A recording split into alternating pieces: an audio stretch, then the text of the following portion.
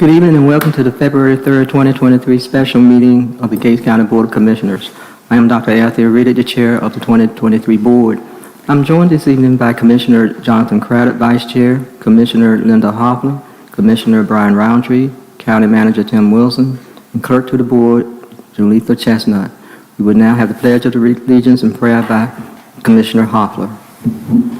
Let's please stand. Heavenly Father, thank you for the opportunity to come tonight to do the county business. We pray that you will grant us wisdom and discernment as we try to make the decisions for the best interests of all citizens, and help us think about what is best for all and not just for one. Dear God, also we lift up to you the family of Mr. Eugene Fields as they mourn the loss of a husband and a father, and for the county, a citizen that was all about trying to make Gates County the best it could be. To God, we pray for that your will will be done in our lives, and that we will be examples, show your hands and feet in this community. All these things we ask in thy name, for thy sake. Amen. I pledge allegiance to the flag of the United States of America and to the republic for which it stands, one nation, under God, indivisible, with liberty and justice for all.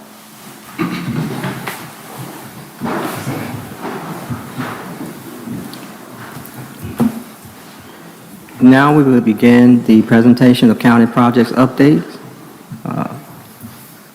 County Manager Wilson. Thank you, Madam Chair. What I have some of the departments here this evening to go over with the board, some of the more significant projects. I mean, they're very busy with a lot of things, but not everything's necessarily a project. It's their course of business, so we're trying to hit some of the highlights. I think we'll go ahead and start off with Jason. He can give you an update on a couple of things with emergency management. One will be the current status of the dispatch center, where we're at with that, and also we're looking at trying to do an accounting and costing out to get the many street signs that are missing replaced in the county. So we'll give you an update on that as well. Okay, good evening. Everybody's doing all right this evening? Yes, sir. We are. 911, I'll start off with that one first. We're going to be moving, as long as everything goes right. We have a meeting next week on the 8th with Perquimans County. We're probably going to be going over there for 1 week, which will be the 14th through the 21st. And during that 1 week process, we're going to be, the vendors are going to come in and remove the equipment that's in the 911 center now, the old stuff, and replace it with all brand new equipment. So hopefully by the 21st, if everything goes right, we're going to have a whole new center come the 21st. And we'll be reporting back over here.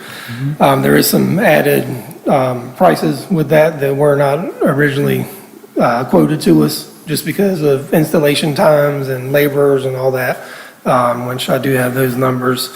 But, you know, that big project that was made, hopefully this little bit of, money doesn't, hinder anything, because you got AT&T coming in, you have MCA coming in, Motorola.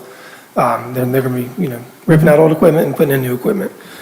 What days did you say you were going to be moving?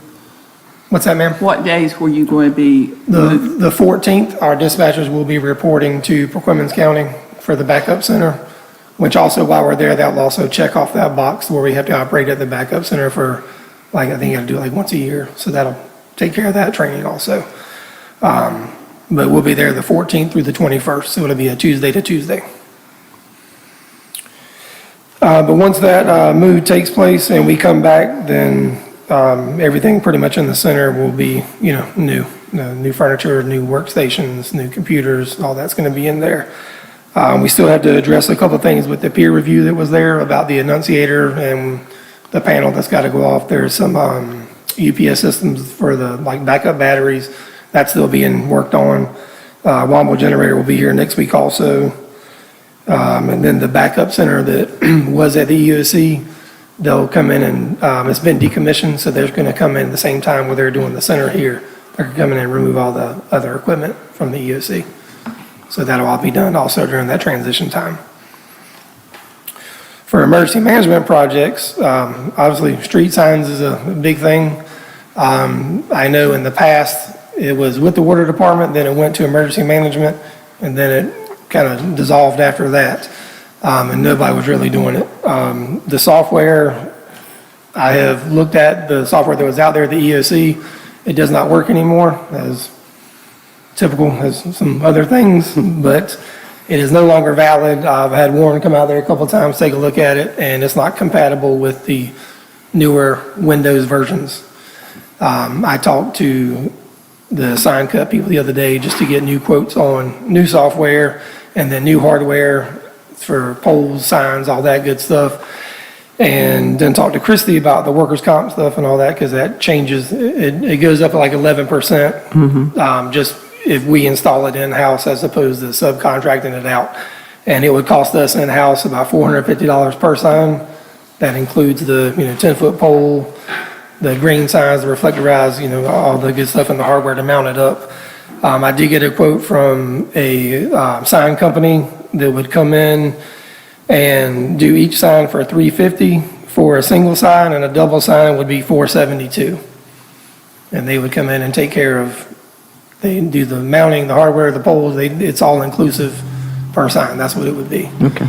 I've been driving around the last couple of days. I still have to hit Core Peak and Hobbsville, but we're about 45 signs right now that need to be either replaced because they're missing, they're damaged. People use them as target practice, and some of them have bullet holes in them, some of them are faded, some are leaning over. They need to just be replaced, a lot of them. So, you're looking at roughly $22,000 right now. That just replaces the 45 signs that are out there. And the emergency management budget, since it was added into it during this fiscal year that we're in now, I don't have the funds in there for that. Moving forward in the next fiscal year, I do have that, hopefully, because it's going to be added as a line item into my budget, and then I'll have a request for that. But once we get called up with the signs that are missing now, then, I don't foresee, us having any issues, maybe doing 10 a year or something like that. So, yeah, so that's what I'm going to put in the budget for 10 to 15 signs a year. That should average out to, storms coming through. I know the county does not have an ordinance in place right now about signs. Maybe something y'all could consider implementing for, say if somebody gets in a car wreck and takes a sign out, then their insurance would take care of the, payment of the sign instead of the county chalking up that cost. So just something maybe to look into. Let's see, just time-wise, with the other responsibilities I have, I would like it, for us to subcontract the signs out instead of us having to go out there and there's only two of us, doing those signs. That's the main project that I have right now is the street signs. That's the biggest thing right now on, the EM side. Other than that, we have the 911 center, which again, should be taken care of by the 21st when we move back. Yeah, like Jason said, I know it's kind of a recurring theme, but it was just something that had been left, that it was a major project now with a major price tag, but once we get them up, it's, we're to put it in place to where, signs down, sign gets replaced, becomes a maintenance issue instead of a project issue. Okay. And the sign company said they would, once everything is called up, if I called and said, hey, I have 2 signs down, what the turnaround time will be for making an installation, they said about 15 days, so 2 weeks, you'd have new signs back up. Okay. Any other questions or comments for Jason? Okay. Thank you. All right, thank you. All right, next, a couple projects. Lisa from Planning and Development, she'll give you an update. As you know, we're working on a plan for the development of the property that was purchased by the county for as an economic development site. We've gone into the concept phase, and we'll be moving into finalizing a master plan. And Lisa also just give you a brief update on where we're at with the community center, the repairs and that project. Good evening, Madam Chair and Commissioners. Currently, there are 2 projects that I'll be speaking on tonight that I'm involved in and working on for the county. I will begin with the first. Back in August 2022, the Summit Design and Engineering was selected, and they have prepared a preliminary conceptual plan submittal for review of the development of the 144-acre Merchant Commerce Center Park site off of Sony Lane and US 158. The concept plan includes 6 parcels at this site.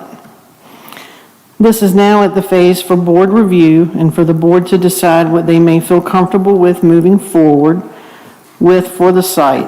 At the conclusion of this first initial task, this would now, of course, at the board's pleasure, move this 144-acre site into the master plan development phase. And this would be task 2 on what we have seen in the proposal before back in August.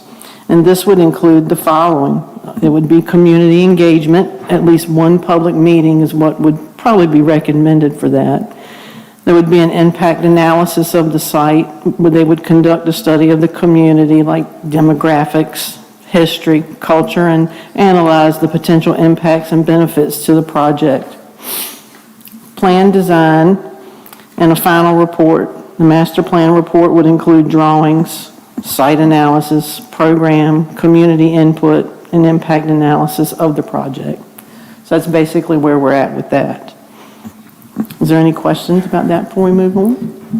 Do you have a timeline for the community engagement, what that entails? Well, it's not really a timeline based, that would be based on basically when we are comfortable and we move forward with the conceptual plan. And what you feel comfortable with as a board, probably once you see that and move forward with that. It's hard to say because of the community engagement, what we would move with, on that. I would hate to put a timeline on that, No, but forget about timeline. Describe the engagement, community engagement. the engagement itself, oh, okay. Well, that would be some meetings with the community itself, letting them have some input and sit down with you as a board, maybe some work sessions, some meetings with them and letting them see the conceptual plan that has been come up with. That's kind of an overall view. It's not so detailed, maybe some typical uses, but having some input on maybe a little bit of the detailed design of the site.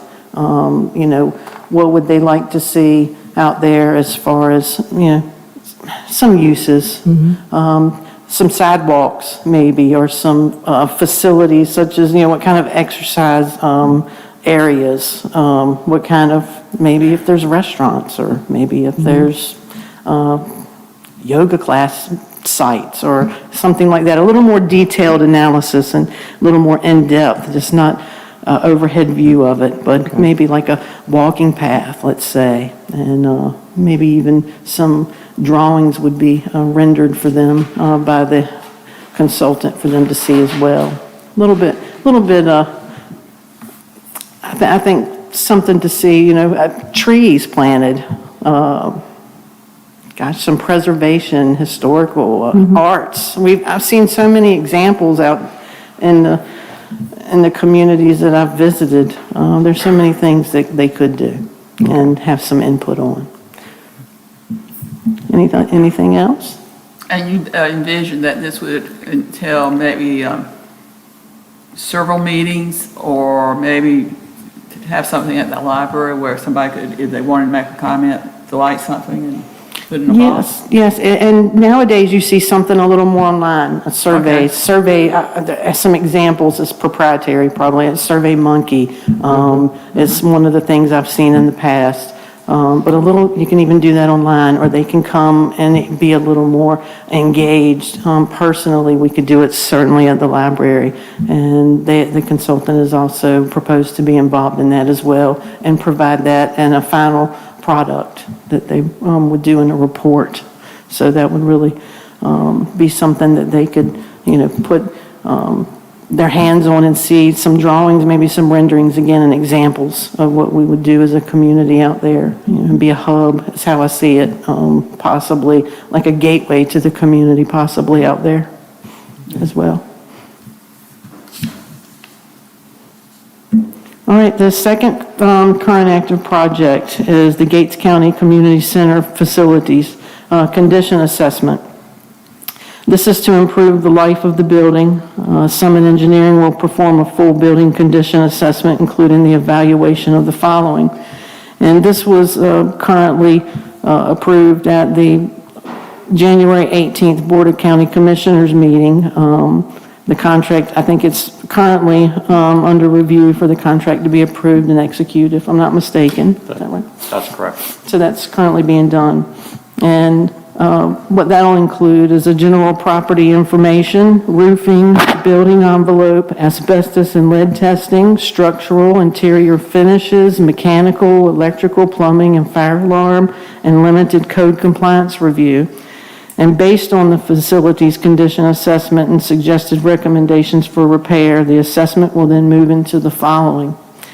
And this is just what they'll include: building design, bidding and negotiations, construction administration.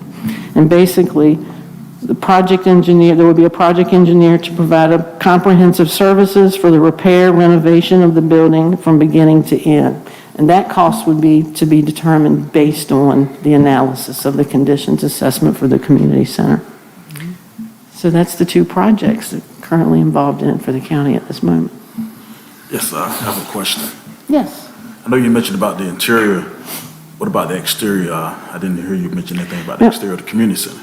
The analysis for the community center will involve removing some like test areas of the facade, the brick. I think they have a veneer, it's not facade, but a veneer out there, and actually go in where there's some, I think there's some peeling paint on the inside, on one of the sides of the building. I know we saw in the weight room, in the gym area, and around some windows, they had showed us some of the areas that were having some issues. So they've proposed to remove some of the brick and do a condition assessment within, I think, in between the block and the brick, and give, a detailed analysis of that. And to make some recommendations based on moisture, I think is moisture content, things like that. And do we have a timeline? A timeline for that, based on the execution of the contract of when they can get started. And as soon as they get back all the recommendations and analysis, they will present that to us, and it's based on what you would like to see. Because, what type of roof would you like to see? And of course, based on this, if there's asbestos and any other hazardous materials, it will be up to the county to decide, what type of design you'd want to see for the roof, and then evaluate that, because there's some other things involved, such as possibly moving the heating and air conditioning units and things like that. But as soon as it's funded, at the board's That's pleasure, funded, that's at the board's pleasure, and if there's funding, they would send us a timeline. Because we do have the money for the roof. Yes. So First step. as soon as they can do their steps of analysis, they would send us the proposal and move forward with that. Okay. Any other questions or comments for Ms. Cherry? All right, thank you. Thank you. Yeah, you'll have that on your upcoming agenda, just for the board to approve the funds for that contract. And as soon as that's done, the contract can be executed and they can get to work. Okay.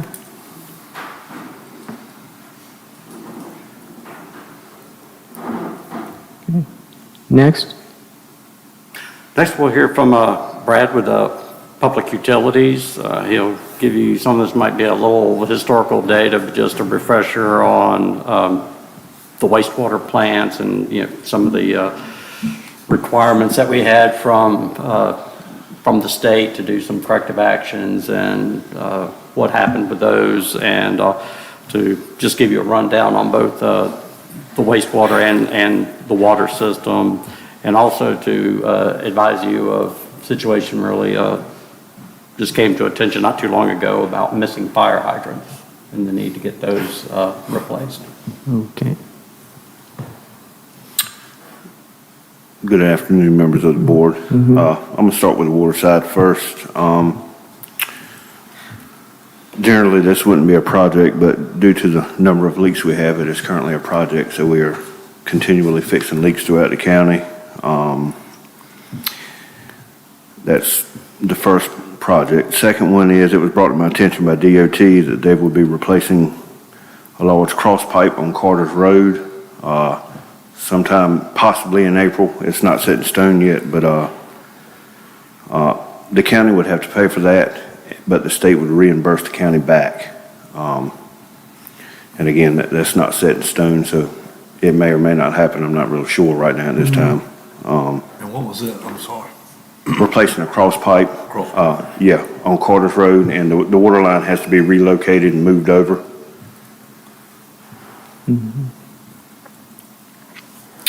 The third thing on the water side is hydrants. The county manager, Mr. Wilson, just spoke about. We currently have approximately about 15 hydrants that are missing. And I'm sure I haven't checked all the hydrants, but I'm sure we have a few more that's What do you mean, what do you mean missing?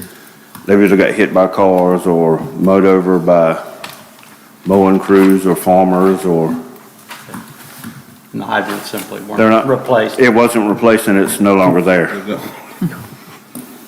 Okay.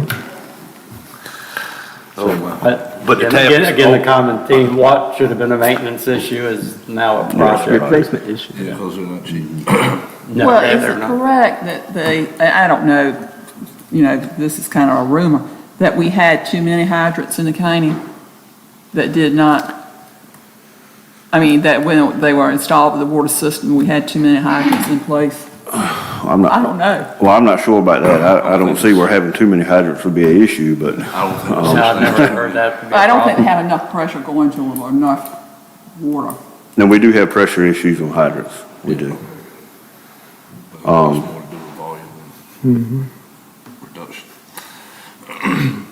And the fourth item on the water side would be, so far I've collected 2 proposals for water meter replacements. Okay. I'm awaiting a third one, but due to some health issues, we haven't had that meeting yet, so, but I do currently have 2 proposals for water meter replacement. Just a remote, you're talking about a remote? It's a drive-by system. Right, okay. That's not bad. Sorry to jump back to the fire hydrants. So are you able to find where they were tapped in originally, or? I would have to dig and find You're gonna have to them. dig I know and find approximately where they're Okay. supposed to be at. Okay. And I'm pretty sure I'll have help from Mr. Kitchell back there. He'll help me out. Yeah, Brett and I had talked about that, and we looked at just not a water issue, but a safety issue, and, didn't want to phase that in, because, if they're missing, they're missing. I don't want to put up 5 one year, and then there's a fire, some event, where we originally had one but hadn't replaced it. So my recommendation was for him to request funding for all 15 and get all 15, because it's not just a water issue, it's also a safety issue. And it also drives up the insurance cost also. That's pretty much all I have on the water side. Moving to wastewater, there's one major project, and that's bringing the new wastewater plant online. We have currently repaired and fixed everything that was needed to get it up and running. I had confirmation today about the 2-day training for the startup and operation. That'll take place next week on the 8th and the 9th. It's 2-day training. And after the training, I will contact the state, possibly have them come down and just do a quick overview of everything, make sure we're compliant and we're up to speed on everything. And my hopes are to have it up and running by March the 1st. Okay. And hopefully be lifted, hopefully the moratorium will be lifted. So all the corrective actions of the NOV from the state, Okay. those have been satisfied. But as Brad said, to get the moratorium lifted, they want to see it in operation. Okay. That's the key, that's the pivot point on the moratorium, Moratorium. according to the state, is having that brought back online. Okay. Or brought online, I should say. It hasn't been brought online yet, so. Okay. And that's all I have so far. Anything else? That's enough.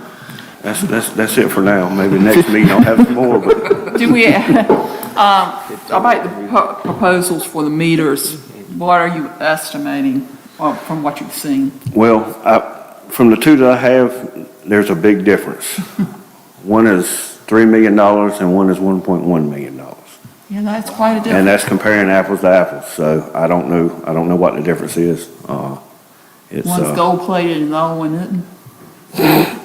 I guess, I don't know. Platinum. Wow, that is a big difference. That's It is a lot. big That doesn't seem- I mean, you could see maybe $500,000 or so difference. I mean, that's, $2 million is a lot of money. That's almost triple the cost from one to the other. Now, well, Brand, we're gonna depend on you to give us a recommendation once you figure that out. You get the third, you got one more bid, right? Yes, ma'am, waiting on the Okay. third one. And both have scanning capability, right? Yeah, both of them are drive-by systems, yeah. Okay. $2 million difference. Okay. We'll await that quote. Yeah. Okay, thank you, Brad. All right. Thank you, yes. No, that's unreal. Any other questions for the county manager? Yeah, and I'll just advise the board, I had been working on the county personnel policy, converting that from an ordinance to a policy about 3 weeks ago. I turned that over to special counsel, John Leidy, and he has that, and he will be working on that and bringing that back to the board when he's finished. Any other questions or comments from the board? One more for Brad. What? Come up, Brad. I'm sorry. You gotta come back, you can't hear him. Do you know about what a hydrant would cost? I know what it costs at work, and it's a totally different scenario. Cost and installed, just an estimate. It don't have to be exact. I'm not gonna hold you to it.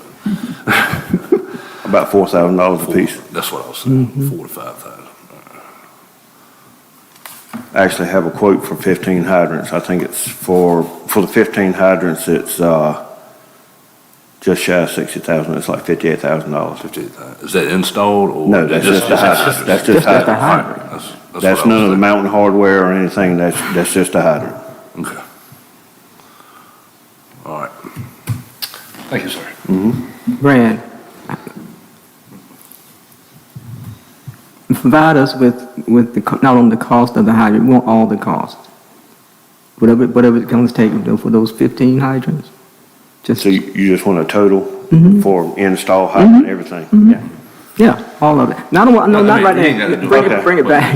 Just let us know when you get. I mean, we can install the hydrant. I can install the hydrant. But that's fine. Yeah, I don't have to We contract just that need out. to know what kind of funding we're gonna have to have. You know, whatever we have to buy or Okay. provide, Because we that need to know needs to that. be done. So we just need to have a good, estimate or quote what it's gonna cost to get those hydrants with whatever comes with it. And if you can install them, that's fantastic. But we need to know what we're looking at as far as cost. I can have that to you by next board meeting, by the 18th. That's good. All right. Thank you, Brad. All right. Anything else? You don't wanna walk again. You don't wanna walk again.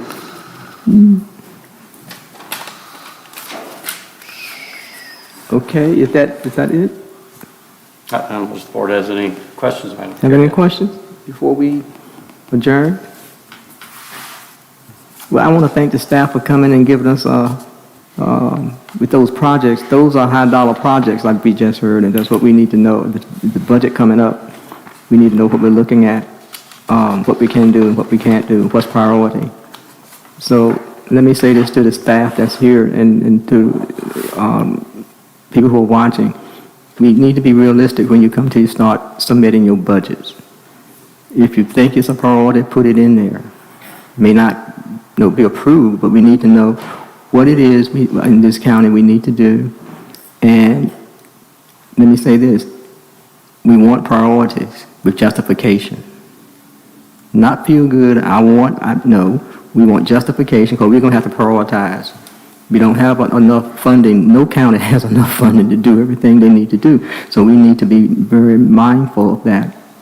The department chairs need to be mindful of that. And if we can't fund it in the 23, there's 24. See, that's what I'm talking about, planning. If we can't fund it in this budget, this upcoming budget, then we need to see what the needs are so we can plan for another funding. Because we're going to be looking for non-recurring funding, like a grant or what appropriation for some of these non-recurring costs. And what I'm hearing, these are non-recurring costs. You buy it and you maintain it. So put it in there, because when we see it, we'll know what to target as far as looking for those opportunities to secure non-recurring costs. So put it in there and make yourself I used to call it a wish list. If I had all the money, this is what I would do and this is why. But we want you to have a prioritized budget starting this year. Just don't throw it in there, and we need justification. I heard justifications tonight, and that's very good. Hydrants, and 911, and the roof, things like that. But there are other needs that we don't. That's coming down the pike. Have a wish list and let us know what it is. So as we work toward, after we get the budget probably, balanced and submitted, we know we have another project or another whatever we need to do. And so I'm saying that because I know people are going to watch, they're going to watch. They're not here, they're going to watch. So that's what we expect when we start the budget workshops, to see justifications and priorities of what you have to have right now, okay? And other things you put in the budget, you may not get it, but I need it because of. So that's my message on behalf of the board. Does the board have anything to add to that? No, long-term. I mean, that's what I'm hearing, long-term budgets. While you're looking at 23, you can start on your 24 and 25. That's right. I'll just think that far in advance. Because sometimes we get money, and we can say, okay, what does your department need that we can fund this year, that we can move it up? Have a list, prioritize. If you remember last meeting, I think I charged Commissioner Craddock and Commissioner Roundtree to visit departments and have conversations about needs. We're going to try, not we're going to try, we are going to develop a capital improvement plan for this county. We don't have one. And that's what you do, because we can't fund everything every year. And if you have a need for next year or the year after, or 3 to 5 year plan, we can look at that and we can look at the budget and opportunities to fund some of those things because we know about it. But if we don't know about it, and then we have a budget, what do? So that's a plan that we're going to put in place for the county eventually. And these two young men are going to lead that charge with the county manager and the staff. You are the key. We don't know what your needs are. We think we do, or we hear about them. But it has to be in a planned budget so that we can plan to fund all these things that's coming up. Then we won't have 5 years from now. We should have bought something 5 years ago, and it's cost five times what it did if we'd have fixed it anyway. I heard something today. Somebody said duct tape is not duct tape like it used to be. It doesn't last forever. So it's not like it was. That doesn't stick anymore. So let's have a planned budget, and let's have justifications. And then when someone comes up and something's over budget and they don't have the money, that makes sense. Something breaks, something you have to prepare. But some of the things that in the past I've seen should have been in the budget for long term, and then we could strategize on how to get them. I thank you for taking part of your Friday night to come out. This was very beneficial. It wasn't a waste of time. It wasn't, because we're going into a budget and we got new people working on the budget. And we have to have justification. And with inflation, we don't know what things gonna cost 6 months from now. So you better get the eggs now. Because you're gonna go up, them chickens are expensive. So, yeah. And also in the justification, if possible, you can also, to justify it, have a ROI or return on investment in whatever project we have. Show us how it's going to bring back revenue to the county, if you can. But a part of your justification, it'd be great to include return on investment. We'll get there. Hearing no more comments or questions, I ask for a motion to adjourn. So moved. Second. Been properly motion and second. All in favor? Aye. We adjourn, and thank you for coming.